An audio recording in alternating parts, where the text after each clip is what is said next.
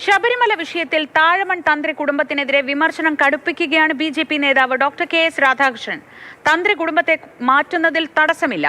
ആന്ധ്രയിൽ നിന്ന് താഴമൺ തന്ത്രി കുടുംബം എത്തുന്നതിന് മുൻപ് ശബരിമല ക്ഷേത്രം ഉണ്ടായിരുന്നില്ലേ എന്നാണ് രാധാകൃഷ്ണന്റെ ചോദ്യം. തന്ത്രിയായി നിയമിക്കുന്നതിന് മുൻപ് രാജീവരുടെ മകന്റെ യോഗ്യത പരിശോധിക്കണമെന്നും രാധാകൃഷ്ണൻ ആവശ്യപ്പെട്ടു. അല്ല, തന്ത്രം അങ്ങനെയാണല്ലോ. പിന്നെ അത് കഴിഞ്ഞ് ഞാനില്ലെങ്കിൽ എൻ്റെ മകൻ എന്ന് പറഞ്ഞാൽ ആ മകൻ കോമ്പീറ്റന്റ് ആണോ ഇല്ലയോ എന്ന് അറിയണ്ടേ? അദ്ദേഹം സ്വയം മാറി നിന്നിട്ടാണ് മകനെ ആക്കാൻ പറയുന്നത്. അതെ, അത് മാറിക്കോട്ടെ.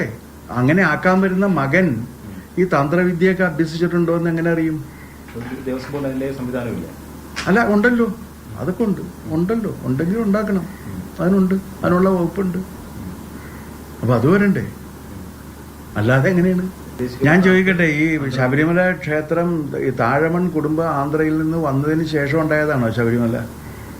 ആണോ? അതിനു മുമ്പില്ലേ? അപ്പൊ അതിനൊരു തന്ത്രി ഉണ്ടായിട്ടില്ലേ?